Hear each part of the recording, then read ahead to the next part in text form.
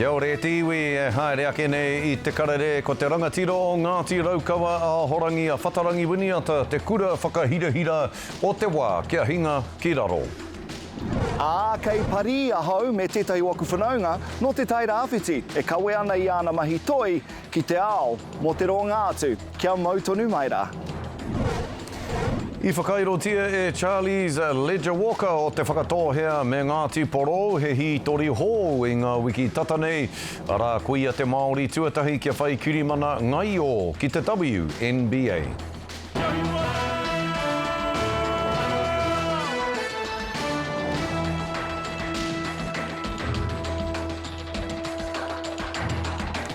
Nō reira kei ngā takia ho heki ho huri noa I te motu. Anei a te karere e mihi atu nei nau mai tēnā koutou katoa.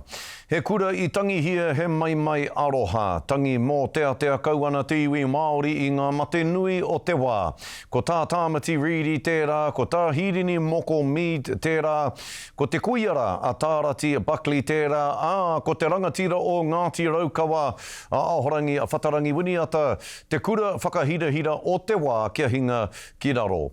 He rongonui a Winiata mo tana whakapau kaha ki te whakarauora I te reo, ki roto I tōna iwi o Ngāti Raukawa. Nāna I whakatū, te rautaki reo whakatipu ranga ruamano, hei tautoko ake I te whanaketanga o te iwi o Ngāti Raukawa. Nāna no hoki I whakatū te wānanga o Raukawa ki ōtaki, te whare wānanga tuatahi o te motu, nā te Māori I whakatū mo te Māori. Ko ia hoki tētahi I tino āwhina I te whakatūtanga mai o te pāti Māori I te tau ruamano māwhā, ko ia hoki te prehitini tuatahi o te pāti Māori. We've got to find someone who can come close to the skills that Whata has portrayed over the period of our existence. Te mana whakahaere o te wānanga o Raukawa, e te hi whare, e te hi tapu, ma tēnei pūtea, te wānanga e āwhina. He pō tataka mai ki runga ki te whare o tū whare toa. E tau ana taua pō ki runga ki te motu. E tangi ana te motu, kua pouarutia te motu, e te ringa kaha waitua. Nō reira maimai I roto I te ariki.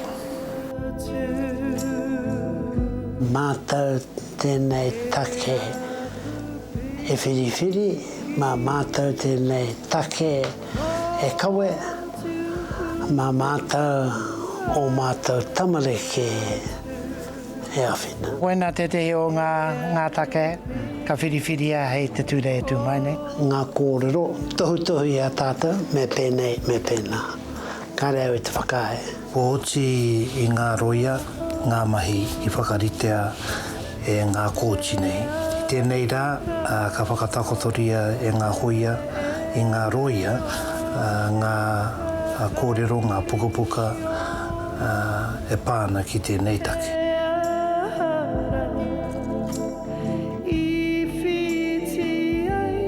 Kia whakapono te kāwanatanga ki te noho me mātou ki te āta whiriwhiri I te take nei. Kei reira pia he rongoa mā tātou. Mā mātou, mā o mātou rangatira. He whakarongo, mā rātou, he whakahoki o mātou hia. No te moko pūrongo ake nei, no te moko pūrongo ake nei. Hei whakawhānui ake ngā kōrero mō Ahorangi Whatarangi Winiata.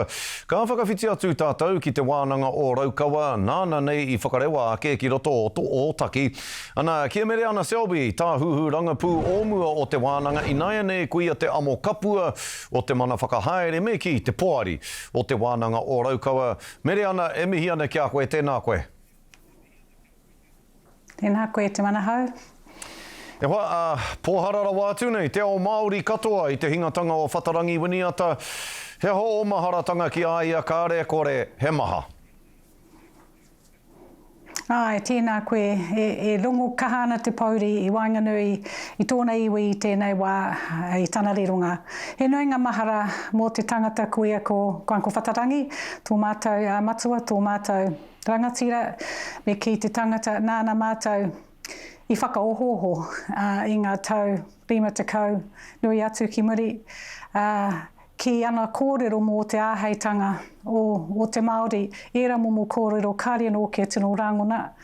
Mō te nui o te iti o te reo I Wainganui o te ia mātou I taua wā, me akua no I te reo, me whakakaha no I te reo I Wainganui ia mātou.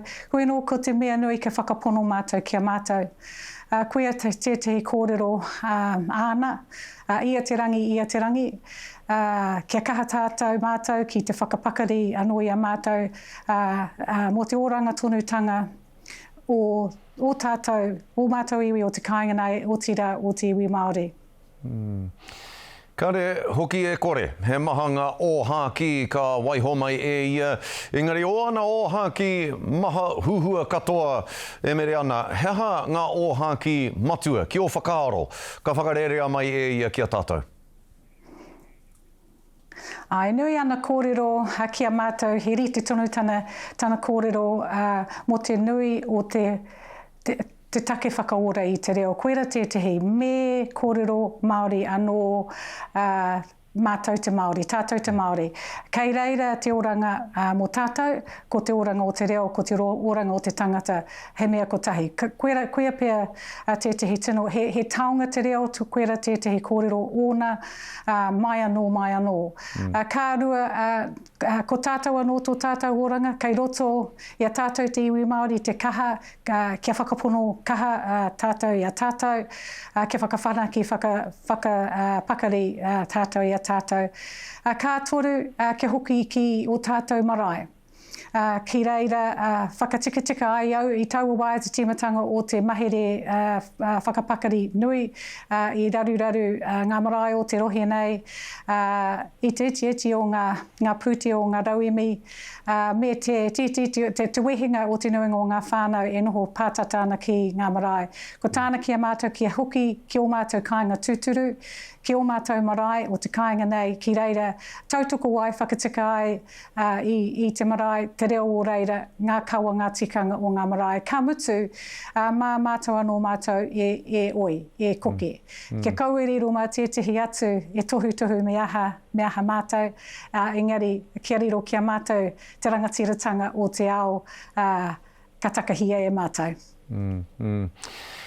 He mahanga toi hikaraia mā tauranga, ko huri ka weka nei roto I ngā rangi tatane, ko tētahi ko tīhumania o te whare wānanga o Awanui ārangi a Tāhirini moko Mead.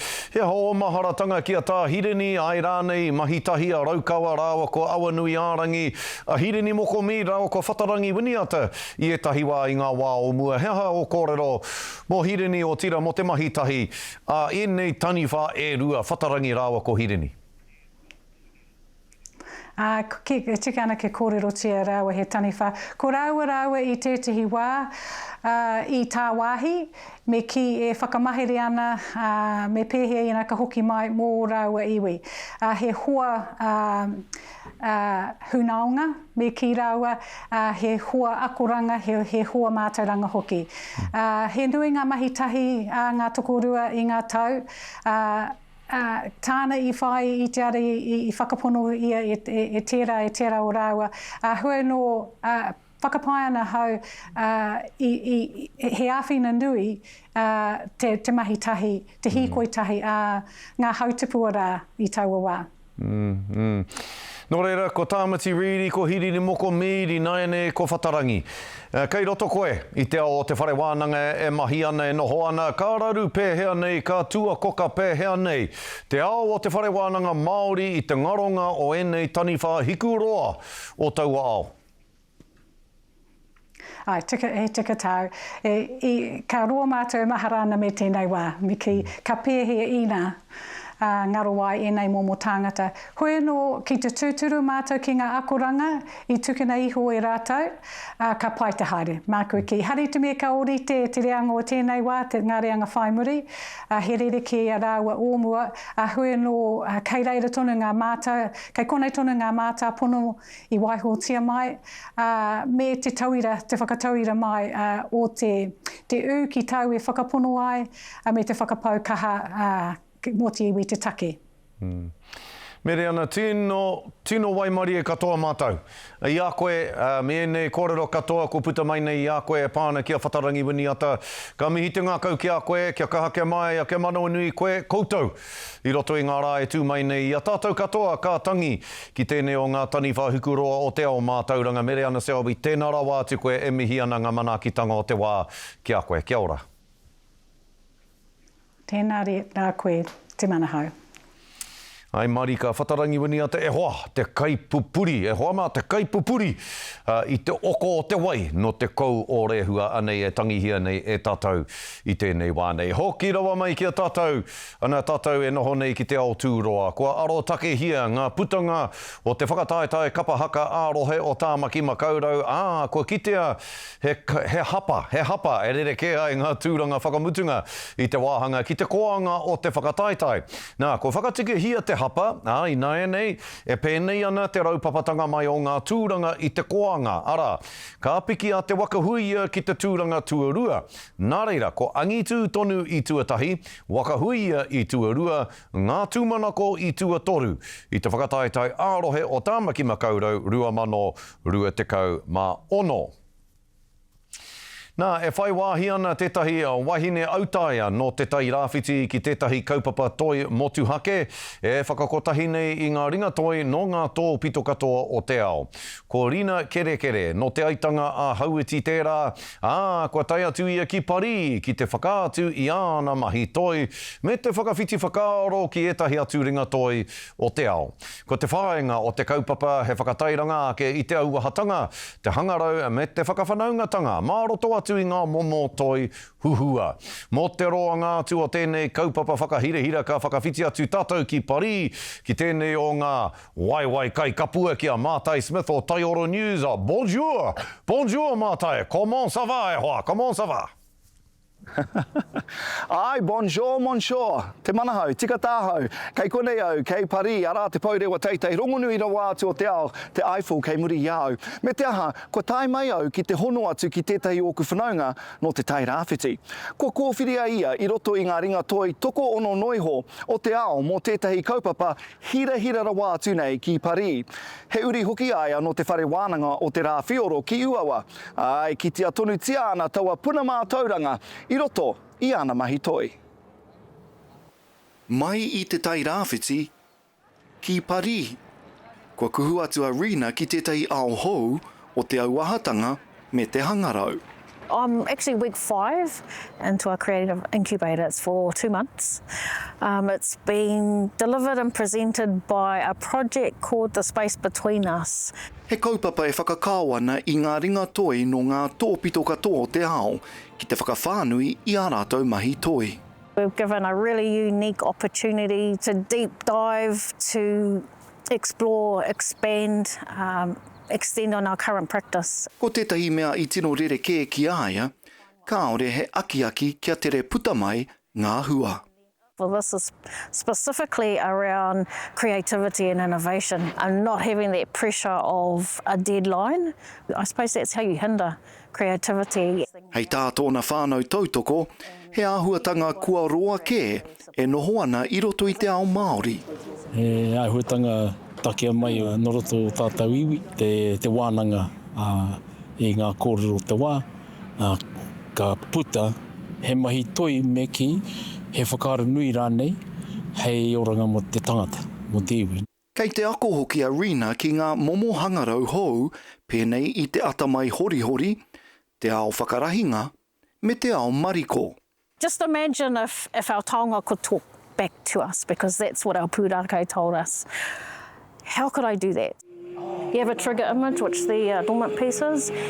When you on your device, it comes up with the moving imagery that you program into the software. Ko tana whāinga, kia neke, kia ora, kia kōrero hoki ana taonga, mā ngā hangarau hou. It becomes I suppose, a repository of not only whakapapa, of mātaranga, of pūrākau, but and not only something that you like to wear, but you actually become a part of it, and there's a different level of engagement. Hei tā Wayne, ko te tino kaupapa, ko te waihanga wāhi haumaru, mō ngā ringa toi Māori, kia tipu ai ā rātou mahi.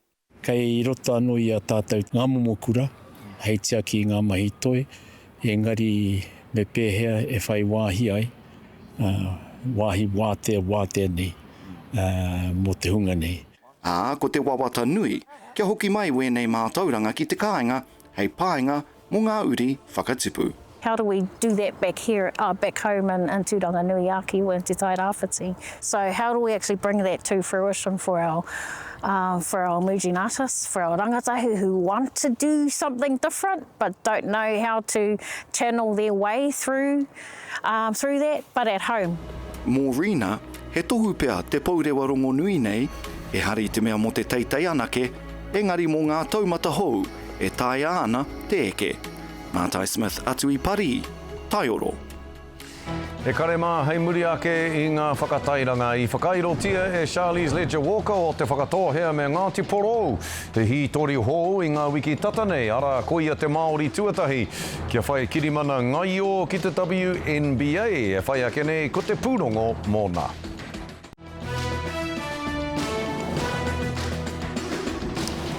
Taki hoki mai anō ki te karere I whakairotia e Charlie's Ledger Walker o te whakatohea me Ngāti Porou, he hitori hou I ngā wiki tatanei, ara ko ia te Māori tuatahi kia whai kirimana ngai o ki te WNBA. He taumata nui tai ore mo Aotearoa katoa tana tākoro tuatahi mā te kapa Connecticut Suns. He tohu hoki o te tainga mai o tetahi wahine pūkenga rau, hei para I te huarahi mo etahi atu ki te atamira teitei o te katoa I te ao poitu kohu. E tirohanga tēnei ki te haerenga o Charlie's Ledger Walker ki te ao o WNBA. We just finished practice. This is our locker room. Ngā wāhi papaira wātu o te ao, ngā wakarere rangi mo tūhake hoki. Like, it's crazy. I feel like everything has just continued to move so fast from one thing to the other, and the transition from going from college to the league has just been a massive transition just in terms of your mindset and understanding that you're literally playing in the best league in the world against the best players in the world. Ko te whae tūranga hei wāhine Māori tuatahi rawa kia kōwhiria, he mea nui tonu, engari ko te whae wāhi tuturu ki te rārangi kai tākaro, he wero ke atu. I Anei ka anga te titiro ki tētahi puni whakangungu e rua wiki te roa, hei whakātu e tika ana tōna noho ki reira. We're a really young team, and I think we're obviously still trying to figure out our groove and just learning each other, playing with each other. And so I think that part has been something that I definitely still am trying to learn and navigate. Ahakoa e rua noi ho ngā wikitoria te Suns I ngā kemu e te kau, ko tākaroa Ledger Walker I ia kemu katoa. E whitu ngā piro ko whiwhi iaia I roto I te rua te kau mā tahi miniti, he tuku ngā nui mo tētahi tauhau, e whakataetai ana ki ona tuahangata. One was obviously Asia Wilson, like watching her warm up, and she's 4-time MVP, all the things. And then you actually are out there like competing and playing against her. Like I'm defending her at some point and I'm like, whoa, like this is insane. And I think those are the moments that kind of bring me back to like, this is really cool. Like people don't get this opportunity every other day and I'm getting to do this. Guys, we did it. I played in my first WNBA preseason game. Confetti, crazy noises, crowd goes wild noises, because what the heck? Like, I actually did that. Mai I Connecticut I Amerika ki Cambridge I Aotearoa, ki tōna kura tawhito a St. Peter's College, ara ko tōna whānau e panapana ana I te reanga hou. I feel like I'm living vicariously through her. That's been crazy. We're like on our phones, going between appointments, and because the time difference is all over the place. Hopefully we'll get over there as a whole family to really experience it in real time. Seeing in person, I can't even even like imagine it, but I bet it'll be insane. Charlize will often zoom in, they get to see her and it's real, right? So somebody that they can talk to, they can see, they can be. He whakaatu atu ki ngā rangatahi o Aotearoa, ka taea ngā mea katoa. Mārena mane, te karere. Ka tiwi hei muri ake i te whakatāpoto ko ngā huarere o te wā kia mautonu mai kia te karere.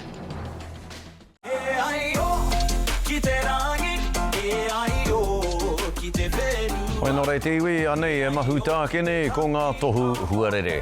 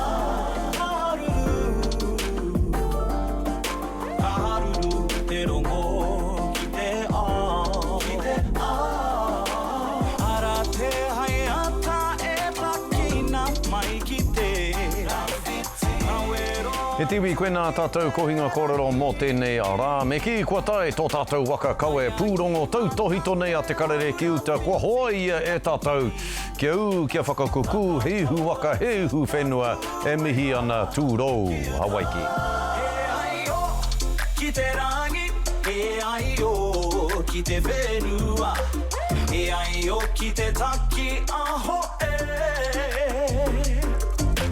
Tui mō.